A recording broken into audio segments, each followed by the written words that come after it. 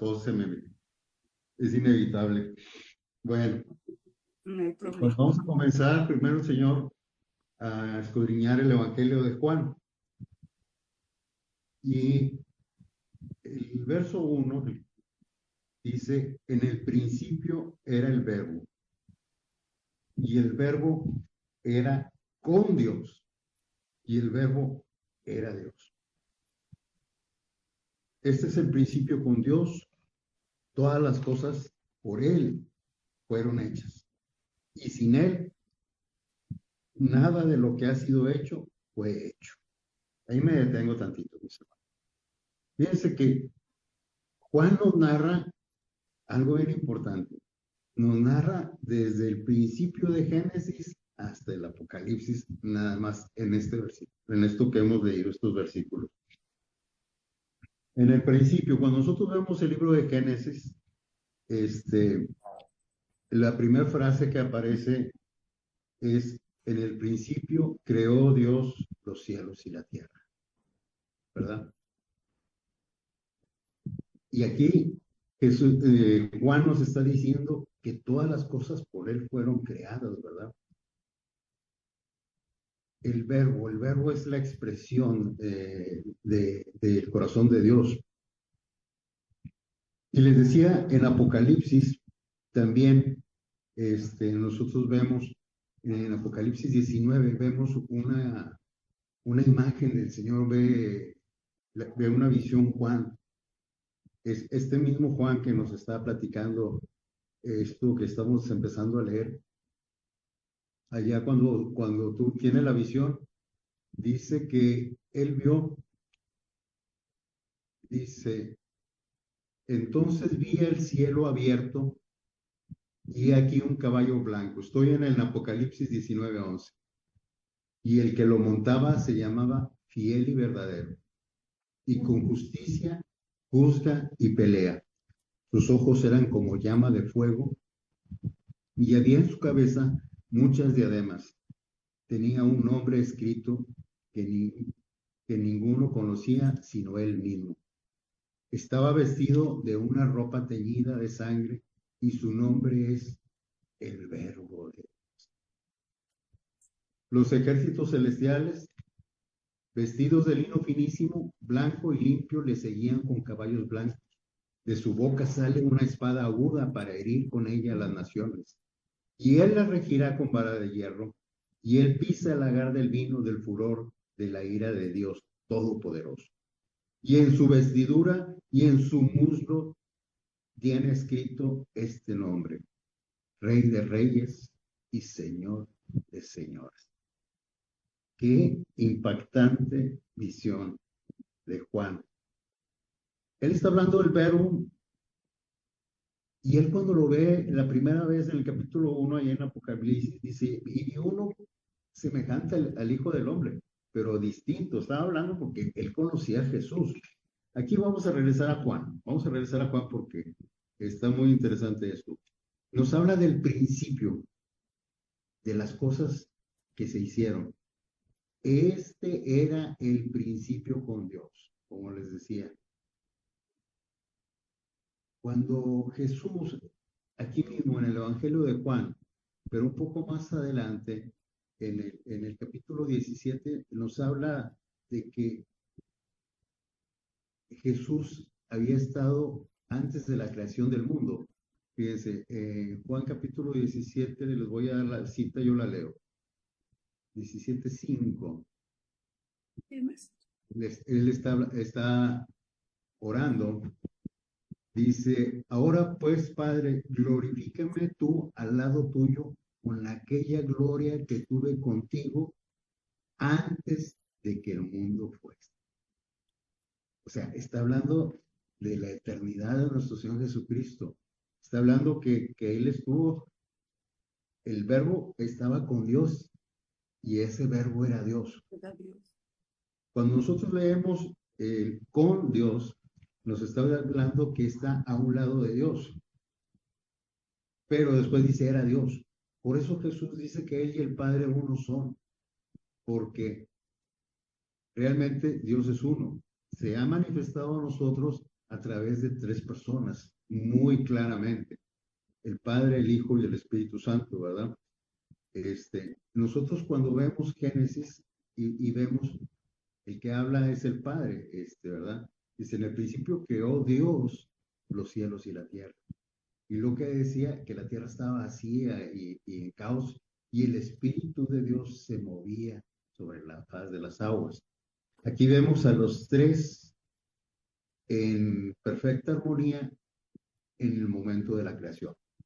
Pero vamos a seguir con Juan. Todas las cosas por él fueron hechas, y sin él nada de lo que ha sido hecho fue hecho. Si recuerdan que el domingo estuvimos hablando de esto en Colosenses, que todas las cosas por él fueron hechas y todas las cosas en él subsisten, ¿verdad? En él fueron creados tronos, todo lo visible, todo lo invisible, fue creado por medio de Jesús. Entonces, cuando habla de principio del tiempo. Por eso, cuando se presenta ante Juan allá en el Apocalipsis, Jesús, en el capítulo 1, les decía, nos va a traer desde Génesis a Apocalipsis. ¿Qué le dice? Yo soy el alfa y el omega, el principio y el fin. Estoy en Apocalipsis 1:8. Dice el Señor, el que es, el que era, el que ha de venir, el Todopoderoso. Y aquí vemos todos los títulos del Señor, el primero y el último, todos los títulos de Jehová o todos los títulos de la deidad. El Shaddai, el Todopoderoso. Por eso les digo, aquí está recalcando el origen divino de nuestro Señor Jesucristo, el primero y el último. O sea, antes de Él no hay nadie y después de Él no hay nadie más, ¿verdad? Entonces, por eso le decía, este es el principio con Dios, todas las cosas por Él fueron hechas y sin Él nada de lo que ha sido hecho. En Él estaba la vida y la vida era la luz de los hombres. Cuando Dios está creando la tierra, ¿cómo la crea? Y dijo Dios, sea la luz, y dijo Dios, las plantas produzcan, y dijo Dios. Está hablando Dios, está hablando el Verbo. Por eso dice que todas las cosas fueron hechas a través de Él, por Él y para Él, ¿verdad? La vida, mis hermanos. Cuando crea al hombre a su imagen, ¿cómo lo dice?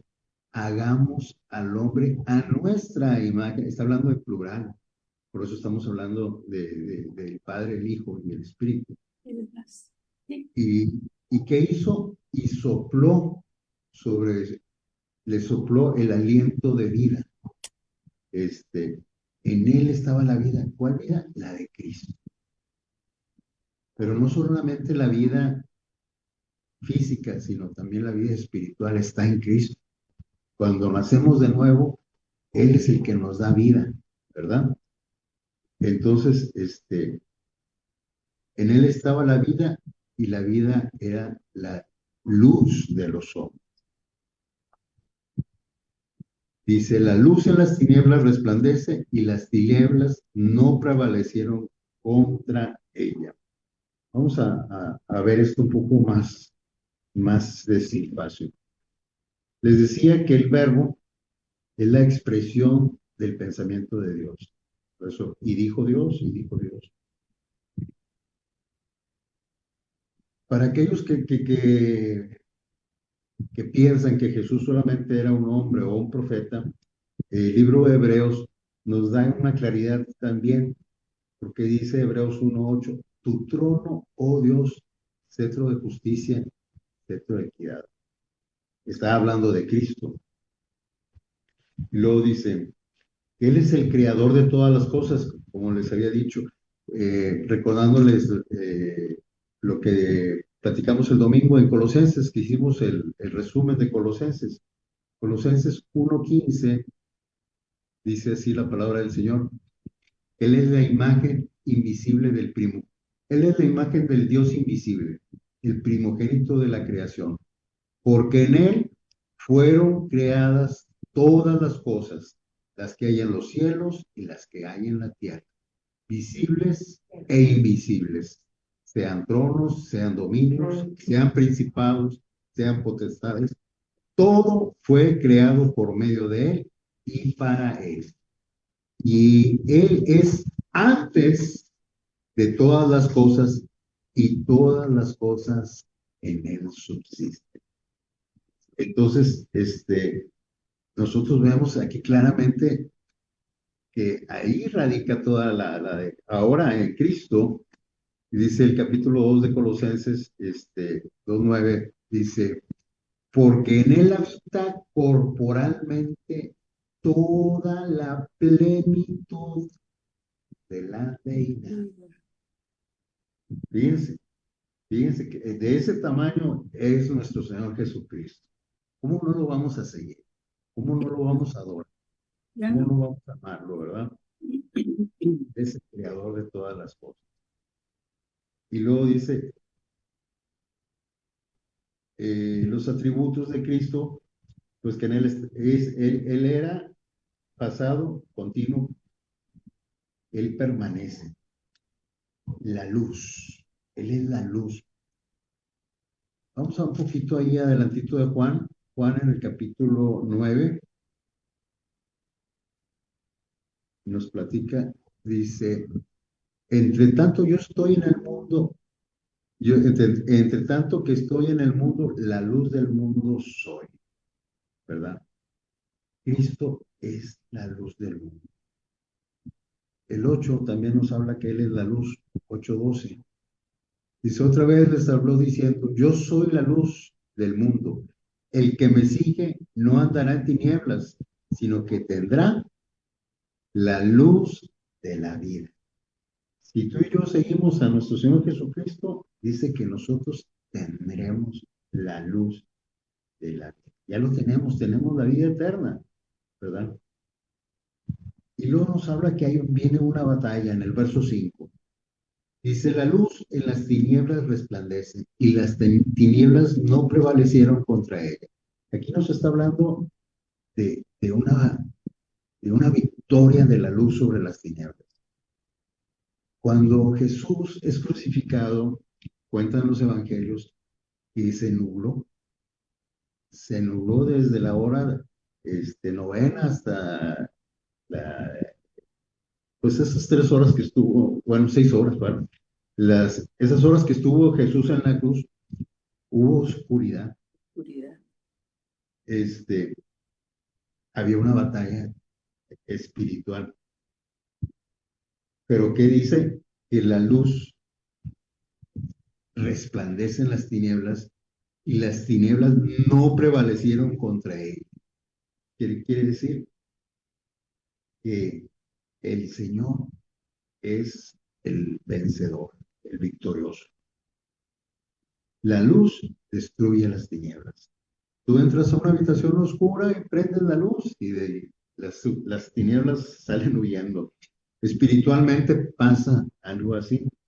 Cuando tú llegas a un lugar y si tú eres un hijo de luz, el Espíritu Santo va dentro de ti y hay un mover espiritual muy fuerte. No sé si alguna vez lo has percibido o lo vas a percibir.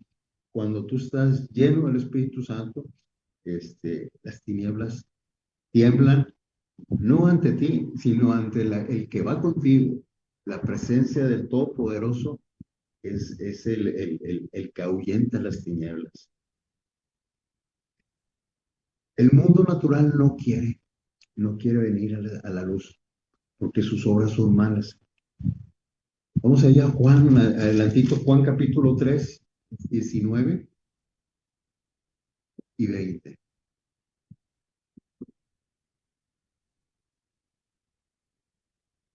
Un poquito atrás. Dice, hablando de el que cree en él no es condenado, pero el que no cree ya ha sido condenado, porque no ha creído en el nombre del unigénito Hijo de Dios. esta es la condenación, que la luz vino al mundo y los hombres amaron más las tinieblas que la luz porque sus obras eran malas. Porque todo aquel que hace lo malo aborrece la luz y no viene a la luz para que sus obras no sean reprendidas. Por eso el mundo no quiere saber nada de Dios, porque están cómodos viviendo en pecado, viviendo vidas que saben que a Dios no le agrada, ¿verdad? Otro que no quiere que resplandezca la luz de Cristo sobre las personas es el enemigo. En 2 en el capítulo 2, no, 2 capítulo 4, nos habla de que el enemigo no quiere que la gente oiga el evangelio. 2 lo estoy sacando, capítulo 4,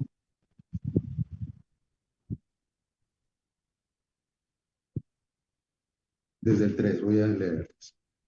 Dice, si nuestro evangelio está aún encubierto entre los que se pierden, está encubierto, en los cuales el Dios, y dice Dios con letra chiquita, hablando del enemigo, de este siglo, cegó el entendimiento de los incrédulos para que no les resplandezca la luz del evangelio, de la gloria de Cristo, el cual es la imagen de Dios. Otra vez, Él es la imagen de Dios. Entonces, hay que tener cuidado, mis hermanos, porque tenemos un enemigo espiritual, pero la buena noticia es que ese enemigo ya está vencido. Amén.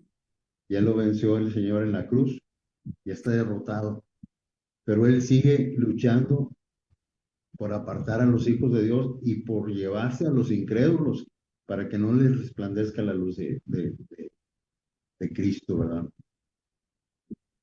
Nosotros tenemos un salmo muy hermoso, el Salmo 27:1, que dice, Jehová es mi luz y mi salvación. ¿De quién temeré? ¿De quién temeré, verdad? Entonces, vamos a seguir leyendo. El verso 6 dice, hubo un hombre enviado de Dios, el cual se llamaba Juan. No es el Juan que nos está platicando el Evangelio. Este Juan era Juan el Bautista, para que no se vayan a confundir, ¿verdad? Juan Bautista es el que venía enviado de Dios, el cual se llamaba Juan. Dice el 7, este vino por testimonio para que diese testimonio de la luz, a fin de que todos creyesen por él. Y ahí es donde empezamos nosotros a ver un ejemplo que debemos seguir. Tú y yo tenemos que ir a dar testimonio de la luz. ¿Quién es la luz? Jesús es la luz, ¿verdad? Entonces, nosotros tenemos que dar testimonio para que crean. ¿Cómo vamos a dar testimonio? Pues cuando vean lo que Dios ha hecho en nuestra vida. Ese es dar testimonio. Testificamos lo que Dios ha hecho por nosotros y testificamos cuán grande es el poder de Dios, cuán grande es su amor, cuán grande es su misericordia. Entonces, nosotros tenemos ahora que tomar el lugar de Juan Bautista y ir a dar testimonio de nuestro Señor Jesucristo. Volvemos al capítulo 1. Vamos ahora al verso 8. Acuérdense que estamos hablando de Juan Bautista. El 8 dice, no era la luz, sino para que diese testimonio de la luz. Está aclarando aquí. Aquella luz verdadera, ¿quién? Ese sí es Jesús, que alumbra a todo hombre, venía a este mundo. En el mundo estaba y el mundo por Él fue hecho. Otra vez, para que nos quede bien claro, el mundo por Él fue hecho, pero ¿qué pasó? El mundo no le conoce. Aquí me llama la atención el verso 9 que dice, aquella luz verdadera. Quiere decir que hay luces que no son, que son falsas, ¿verdad? Tenemos que tener cuidado con lo que leemos, tenemos que tener cuidado con lo que escuchamos, porque el mismo Satanás se viste como ángel de la luz y tiene ministros y tiene profetas, tiene mensajeros que se disfrazan igual que Satanás como siervos de luz, pero nada que ver. Por eso, aquella luz verdadera, ¿quién es el verdadero? Jesús, porque Él es el único verdadero. Hay que tener mucho discernimiento espiritual. Por eso les digo, tengan cuidado con lo que ven, lo que escuchan, con lo que leen. Entonces, vamos a, este vino a dar testimonio de la luz. Vamos, voy al 10, ¿verdad? Aquella luz verdadera que alumbra a todo hombre venía a este mundo. El mundo estaba y el mundo por él fue hecho, lo acabo de leer, pero el mundo no le conoció. A los suyos vino y los suyos no le recibieron.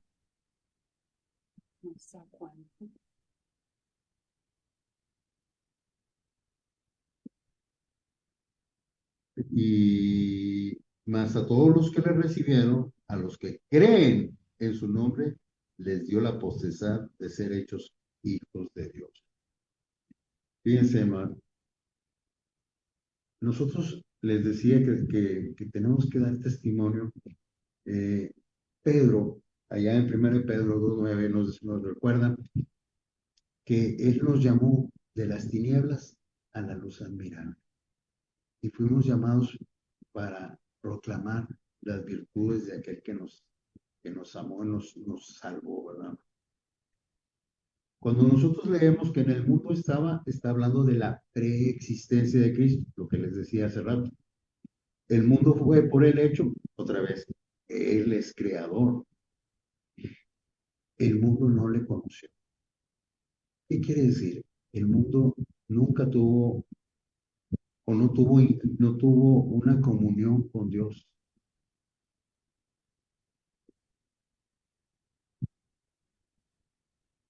A veces así pasa en las iglesias, mis hermanos. Hay gente que profesa una religión, pero su corazón está apartado de él. Por eso Jesús decía, este pueblo me honra de labios, pero su corazón está lejos de mí.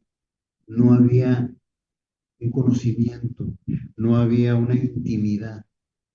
Les decía el domingo que conocer la voluntad de Dios es vital, porque el pueblo se perdió por falta de conocimiento.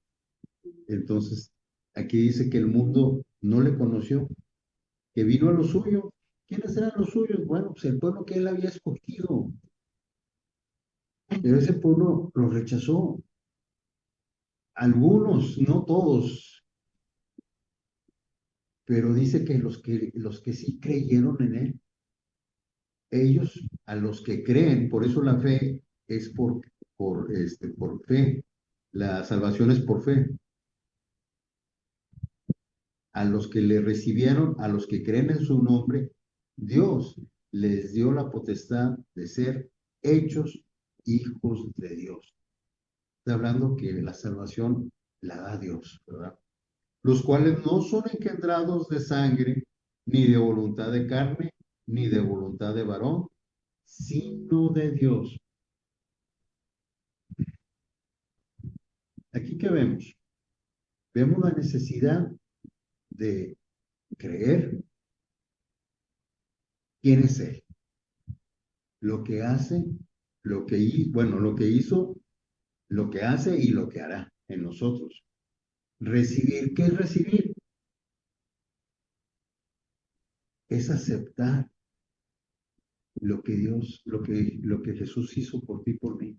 Mucha gente tiene el conocimiento de qué hizo Jesús, mucha gente tiene el conocimiento de la palabra de Dios, pero no la recibe. Es como cuando nos van a entregar un regalo, pero si no lo tomamos, pues nunca va a ser nuestro. Ahí se quedó el regalo sin abrir. Tenemos que recibir por fe el don de la salvación. Tenemos que recibir por fe el sacrificio que hizo Jesús por nosotros, que derramó su sangre, ¿verdad? Él nos dio la potestad de ser ahora adoptados como hijos de Dios. Dice, no engendrados de sangre. ¿Qué quiere decir esto? Que la salvación no se hereda. Los judíos pensaban que por el linaje ellos ya eran, tenían la salvación. No, ellos, igual que nosotros, tenían que arrepentirse de sus pecados y reconocer al Señor Jesucristo como el Salvador. En los hogares cristianos, cada miembro de la casa tiene que reconocer que el Señor Jesucristo es el Señor, que él es el Rey, que Él es nuestro Salvador. Porque no puede decir, no, pues es que mi mamá o mi papá se hizo cristiano, pero yo no voy a la iglesia y yo hago mi vida y hasta el cabo ellos sí hacen y oran por mí. No, cada uno de nosotros tenemos que arrepentirnos de nuestros pecados. La salvación no se hereda, pero como hijos de Dios nosotros tenemos la obligación de compartirles la palabra, la obligación de exhortarlos, la obligación de sembrar la semilla de la palabra en ellos. Y cada uno tiene la obligación de recibir y aceptar, de creer en el Señor Jesucristo. Voluntad de carne. ¿Qué está hablando aquí? Está hablando de la religión. Mucha gente cree que por pertenecer a un grupo religioso, por obras, por hacer obras, por mis fuerzas, ya, ya soy miembro de la iglesia, ya tengo el cielo asegurado. No, si no tienes a Jesús, no tienes a nada, ¿verdad? Por voluntad de varón, cuando nosotros queremos a fuerza torcerle el brazo a alguien para que acepte al Señor Jesucristo, pues no, tampoco así debe ser. Nosotros tenemos que proclamar, tenemos que predicar el Evangelio, que son las buenas nuevas. Nosotros no tenemos que forzar, no tenemos que convencer a nadie. Tenemos que testificar, sí. Tenemos que decir quién es Jesús, sí. Pero no podemos obligar a que la gente lo sepa. Cuando el Señor predicaba, gente lo aceptaba y gente se iba. Aún viendo a Jesús hablando directamente, ¿verdad? Así pasa el día de hoy también. No, no. Yo sé que Dios murió por todos, yo sé que Jesús murió por todos, por amor a todos, pero no todos reciben ese amor. Es una verdad. Cuando nosotros vemos los ladrones crucificados ahí al lado de Jesús, ahí vemos a toda la humanidad, uno burlándose de él y el otro arrepentido, creyendo en él, diciéndole, Señor, acuérdate de mí cuando vengas en tu reino. ¿Y qué le dice el Señor? De cierto te digo, hoy estarás conmigo en el Padre. Ahí está toda la humanidad, unos aceptando y otros rechazando. Qué triste porque la salvación es tan grande que está a todo, para todos, la puerta abierta, pero no todos pasan por la puerta, no todos aceptan él. ¿Dónde me quedé? En el 13. Y más a todos los que le recibieron, los que creen en su nombre, les dio de poseer hechos de Dios, los cuales no son engendrados de varón, ni de voluntad de varón. Exacto. Entonces, ¿qué pasa con el mundo que no acepta lo que hizo Dios? ¿Qué hizo Dios? Juan 3:16, lo vamos a leer más detenidamente más adelante. Entonces dice que de tal manera amó Dios al mundo que entregó lo más preciado, a su único hijo, su hijo unigénito, para que todo aquel que en él crea no se pierda, mas tenga vida eterna. Así amó Dios al mundo, a un mundo que lo rechazó cuando vino. Así amó Dios al mundo, un mundo que no lo amaba a Dios. Así amó Dios al mundo, un mundo que estaba en tinieblas. Así amó Dios al mundo, un mundo que amaba el pecado. ¿Cómo lo amó? Envió a su hijo, para que todo aquel que en él cree no se pierda. Y aquí voy a hacer un poquito un paréntesis. Quiero que busquen primero Timoteo 3:16, si alguien me puede hacer el favor de leerlo.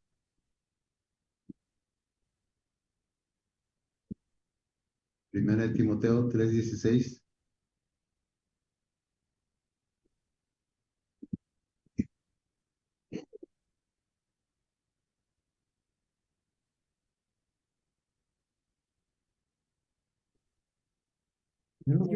Es otra versión. Indiscutiblemente grande es el misterio de la piedad. Dios fue manifestado en carne, justificado en el Espíritu, visto de los ángeles, predicado a los gentiles, creído en el mundo, recibido arriba en gloria. Amén. ¿Quién se manifestó en carne? Dios. Dios. Pero Dios es espíritu, dice la palabra, y que Dios nadie lo ha visto jamás.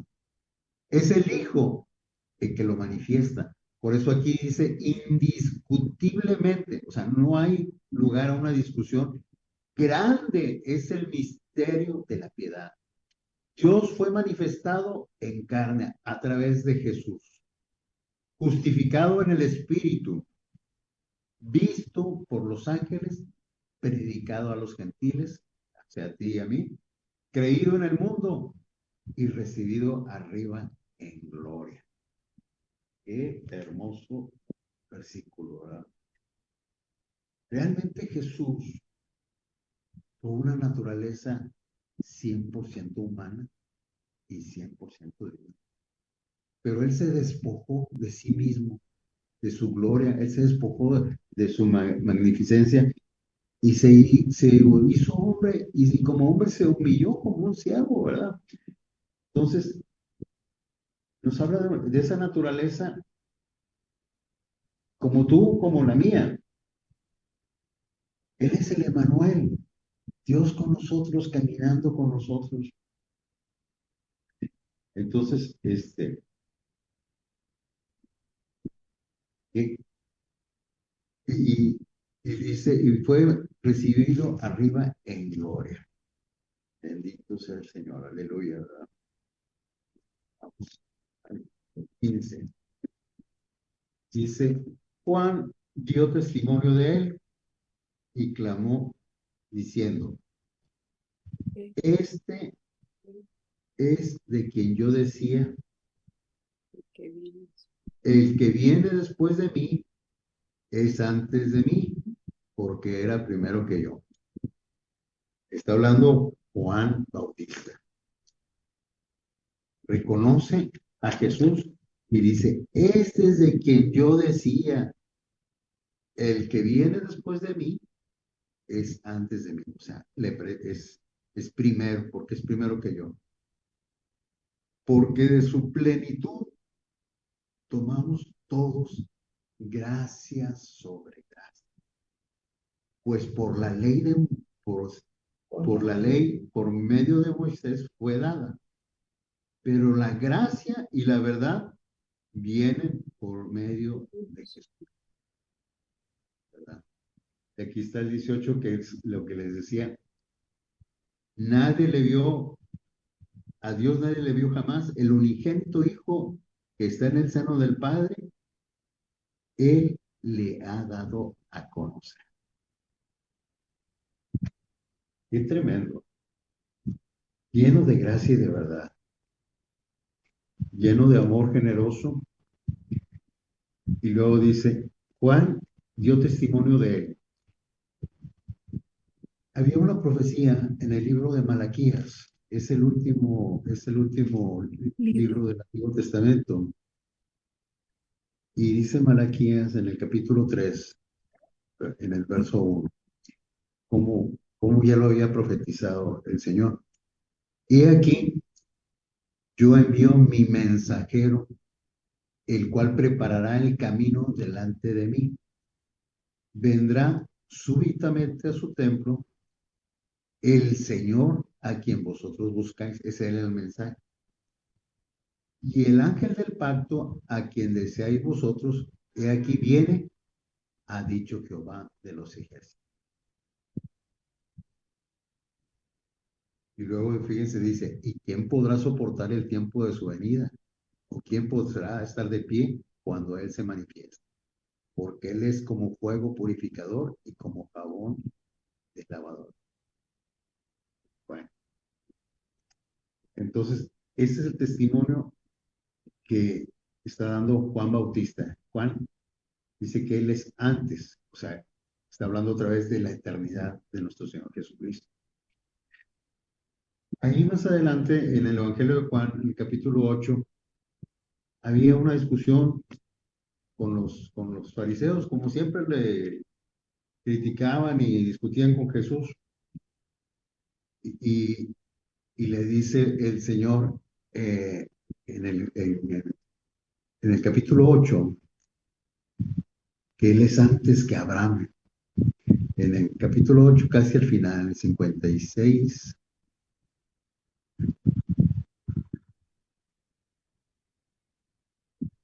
Dice, Abraham vuestro padre se gozó de que había de ver mi día, y lo vio y se gozó. Entonces le dijeron los judíos, aún no tienes 50 años y has visto a Abraham, pregunta. Jesús les dijo, de cierto os digo, que antes de que Abraham fuese, yo soy.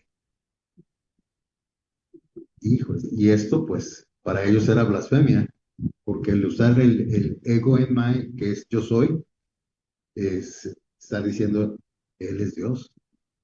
Tomaron entonces piedras para arrojárselas, pero Jesús se escondió y salió del templo y atravesando por en medio de ellos se fue. Aquí yo creo que es una mala versión porque no dice, no se traduce se escondió, dice atravesó por en medio de ellos. Entonces, él es antes que Abraham. Está hablando de la eternidad de nuestro Señor, que es antes que todas las cosas. Luego dice, de su plenitud tomamos todos gracia sobre gracia. Y luego el 17, pues por la ley por medio de Moisés fue dada, pero la gracia y la verdad vienen por medio de Jesucristo.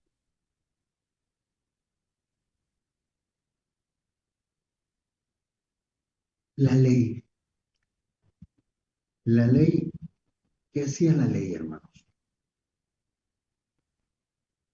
La ley nos decía cuál era nuestro problema, pero no nos daba la solución.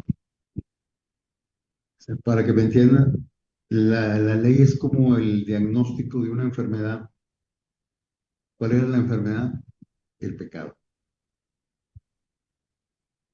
Pero no sanaba. Vamos un momento a la carta de Gálatas. Gálatas capítulo 3. Vamos al verso 10. Dice,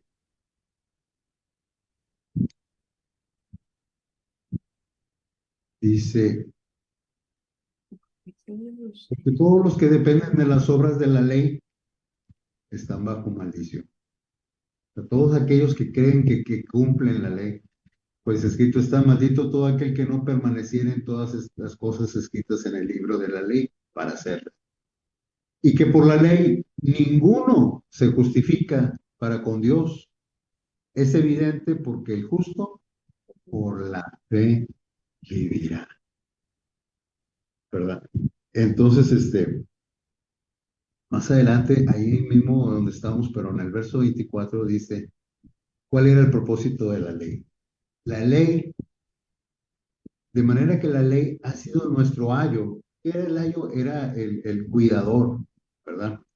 Este, para llevarnos a Cristo a fin de que fuésemos justificados por la fe. Ninguna persona pudo cumplir la ley, jamás, ni ahora tampoco. Solamente una persona pudo hacerlo, que fue nuestro Señor Jesucristo.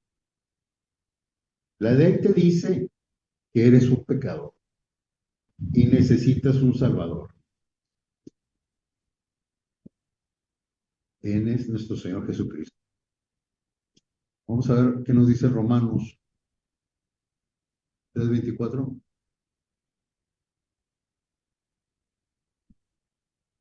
Que nosotros somos siendo, dice, porque todos pecaron y están destituidos de la gloria de Dios y que somos justificados gratuitamente por su gracia mediante la redención que es en Cristo Jesús, en quien Dios puso como propiciación por medio de la fe en su sangre para manifestar su justicia a causa de haber pasado por alto en su paciencia los pecados pasados.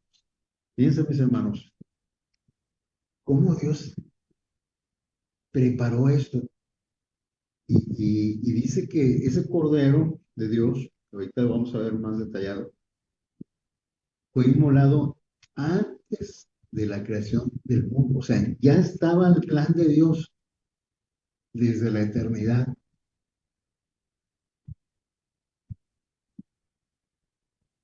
Nosotros como hijos de ira, cuando no conocíamos a Dios, este, la ley nos tachaba. Hay algunos ejemplos, por ejemplo, cuando con la mujer adúltera que le llevaron a Jesús, ¿qué decía la ley?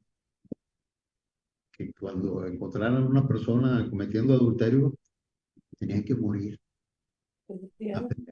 por el pecado de adulterio. Eso dice la ley. Pero vino Jesús. ¿Y qué le dijo Jesús a la mujer adúltera?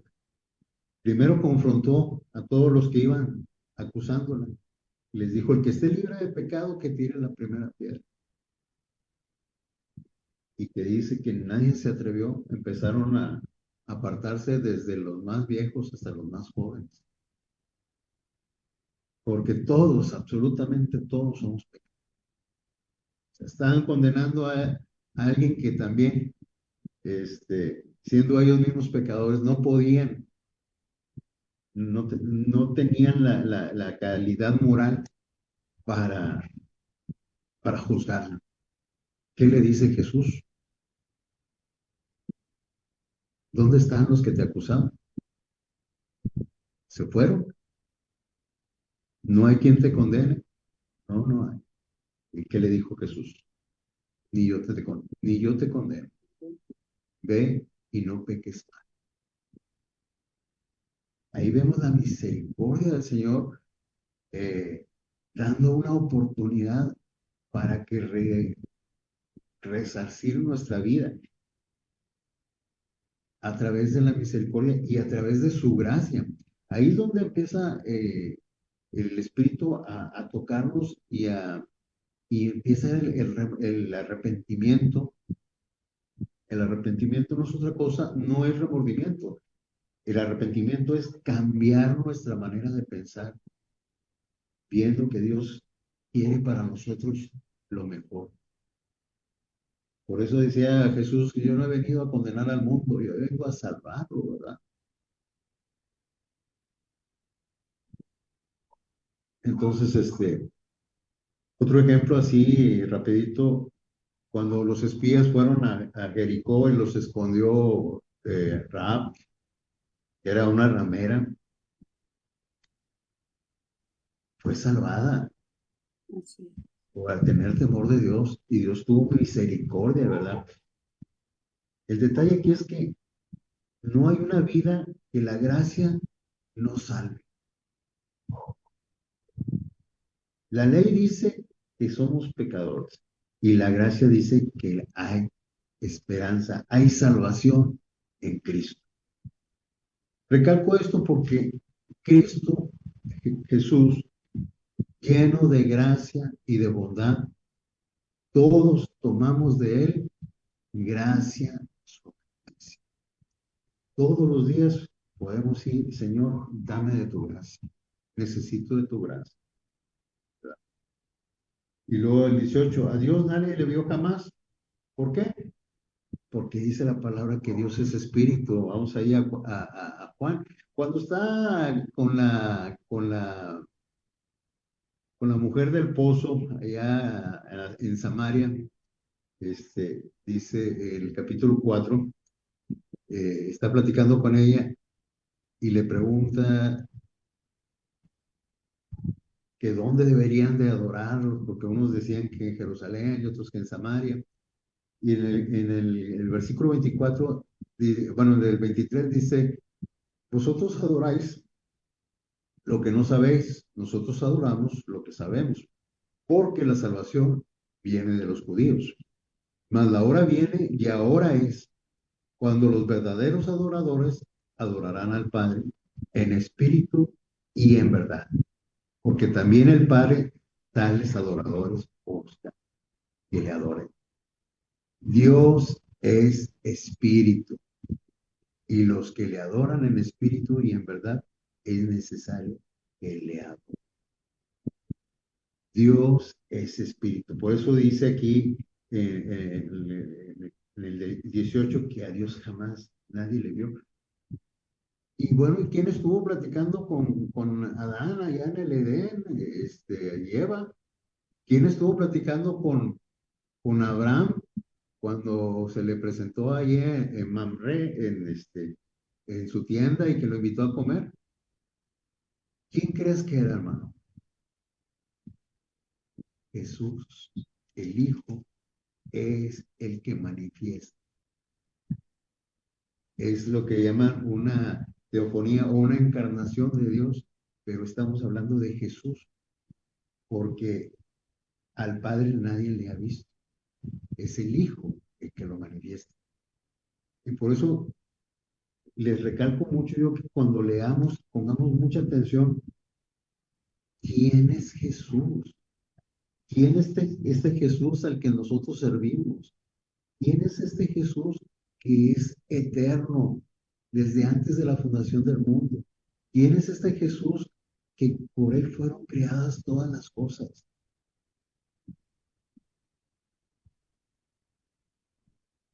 Y luego dice, cuando está con sus discípulos ya preparando su partida, se acerca a Felipe y le pregunta, Señor, muéstranos al Padre y con eso nos basta. ¿Y qué le dice Jesús? Tanto tiempo estoy con ustedes que no me conoces todavía. El que me ha visto a mí, ha visto al Padre. ¿O no sabéis que el Padre está en mí y yo estoy en él? Está diciéndole literalmente, ¿quién es él? Muéstranos al Padre, le dijo Felipe. Pues aquí estoy delante de ti. Este es nuestro Señor Jesucristo.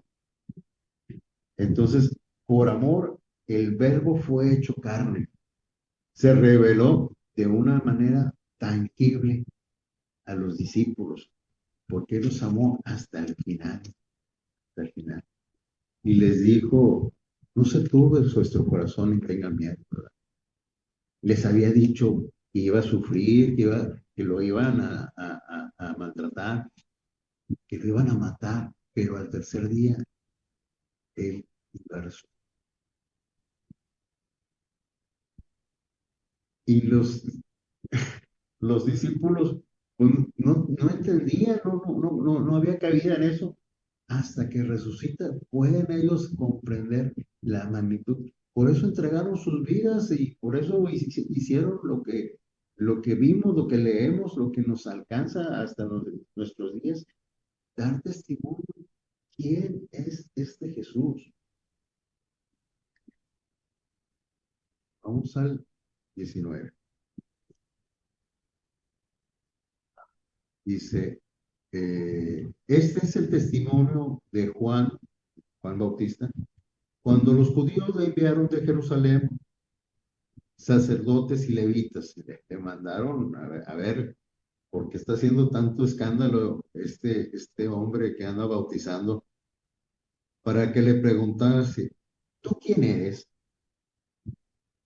Confesó y no negó, sino confesó, yo no soy el Cristo. Les aclaro que yo no soy. Cristo es el nombre del Mesías. Cristo es el griego de Mesías, que es la expresión judía, o Mesías, como decían los arameos. Y le preguntaron, pues, ¿eres tú Elías? No, no soy. ¿Eres tú el profeta? Y respondió no. ¿Por qué le preguntaron estos? Porque, volvemos a Malaquías, Malaquías capítulo 4 nos dice esta profecía, que iba a enviar el espíritu, alguien con el espíritu de Elías. Dice, Malaquías 4:5, dice, he aquí, yo os envío el profeta Elías antes de que venga el día de Jehová, grande y terrible. Él hará volver el corazón de los padres hacia los hijos y el corazón de los hijos hacia los padres, no sea que yo venga y hiera la tierra con maldición. Así decía la profecía. Por eso le preguntan, ¿eres tú Elías? Y no, no soy. ¿Eres tú el profeta? ¿Qué profeta creían que estaban esperando el pueblo de Israel? Cuando Moisés se está despidiendo, en el libro de Deuteronomio está esa profecía. Deuteronomio, capítulo 18, el verso 15, dice así. Profeta de en medio de ti, de tus hermanos como yo, te levantará Jehová tu Dios. A él oiréis. Esto le está diciendo Moisés al pueblo de Israel, que iba a levantar un profeta. Y esperaron, y esperaron, y esperaron. Cuando aparece Juan Bautista y las multitudes se acercaban a él, por eso le preguntaban, ¿eres tú Elías? ¿O eres tú el profeta? No, respondió no. Y le dijeron, pues entonces, ¿quién eres? Para que demos respuesta a los que nos enviaron. ¿Qué dices de ti mismo? Y el 23 dice, yo soy la voz del que clama en el desierto, enderezad el camino del Señor, por, como dijo el profeta Isaías. Es cómo estaba profetizado Isaías 40.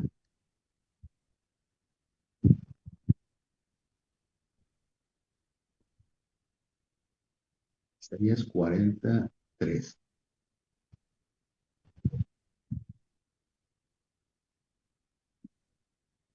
¿Lo tienes? Ah, lo pensé que lo había hecho.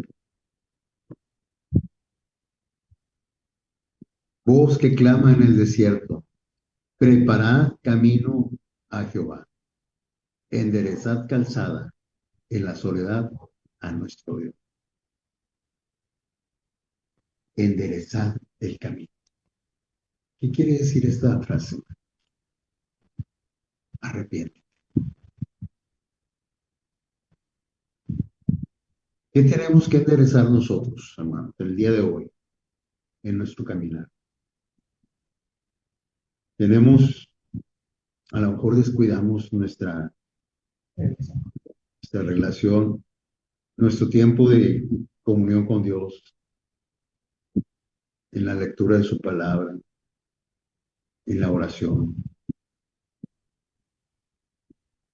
¿Cómo caminamos? ¿Cómo nos comportamos con nuestra familia, con nuestra gente que está a nuestro lado? Aquí el Señor nos dice que enderecemos nuestros caminos, que a veces nuestros caminos hay caminos que al hombre parecen derechos, pero pues su final no es bueno. Siempre tenemos que tomar y estar atentos a la voz de Dios cuando leemos su palabra, porque es Él el que está hablando. Y si Él dice que tenemos que enderezar el camino para el Señor, tenemos que hacer su voluntad, tenemos que hacer las cosas como Él quiere. Y luego dice el 24, los que habían sido enviados, que eran fariseos. Fariseos era un grupo religioso pues tenían mucho poder en el pueblo. Y le preguntaron y le dijeron, ¿por qué pues bautizas si no eres el Cristo? O sea, si no eres el Mesías, si no eres Elías, si no eres el profeta. Juan le respondió, yo bautizo con agua, mas en medio de vosotros está uno a quien vosotros no conocéis. Este que viene después de mí, que es el que está antes de mí, yo no soy digno de desatar la correa del calzado. Estas cosas sucedieron en Betabra, al otro lado del Jordán, donde Juan estaba bautizando. Fíjense, los fariseos, está hablando de los religiosos. Es los que critican a la gente que se acerca a Dios, pero que no los busca a ellos. Se sienten ofendidos porque la gente no los tomaba en cuenta, porque la gente se iba por la predicación. ¿Y cuál era la predicación? Arrepentidos porque el reino de los cielos se ha alejado, ¿verdad? Se ha acercado, perdón. Cercado. Sí, él se consideraba a sí mismo un siervo que era indigno de desatar la correa de su calzado. Cuando un señor llegaba a su casa, el siervo más bajito, el más humilde, era el que le quitaba, el que desabrochaba el calzado y le lavaba los pies. Bueno, Juan Bautista decía que él no se sentía digno de desatar la correa del calzador de Jesús, ¿verdad? Y luego el 29, no, de tiempo yo creo que sí, no sé si tengan algún comentario o alguna duda hasta aquí, mis hermanos. No, todo está bien. ¿Cómo ves, Gerardo? ¿Nos detenemos aquí porque está larga o le damos un poquito más?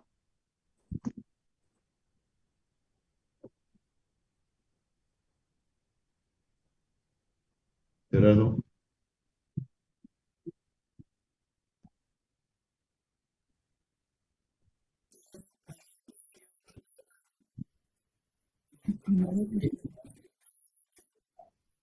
Sí, porque sí está bastante amplio, no quiero quedarme a medias con lo del Cordero de Dios. Este,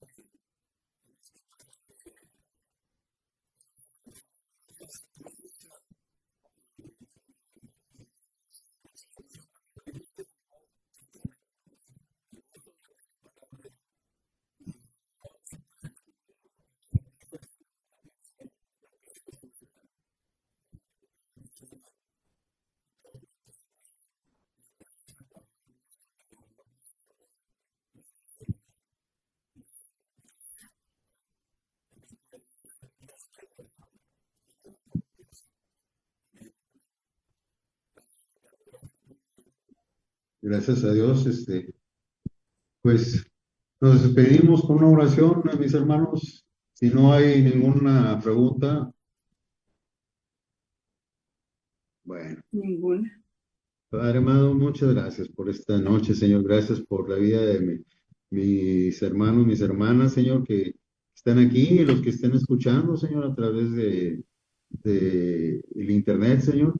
Te pedimos que esta palabra que tú nos estás alumbrando esta noche, Señor, se guarde bien profundamente en nuestro corazón, Señor. Que podamos proclamarla, Señor. Que podamos dar testimonio de nuestro Señor Jesucristo, Señor. Y pues, Padre, te ponemos en tus manos pidiéndote, llénanos de tu gracia, Señor, de tu favor, Señor, para hacer tu voluntad. En el nombre de Cristo Jesús. Amén. Yes. Amén.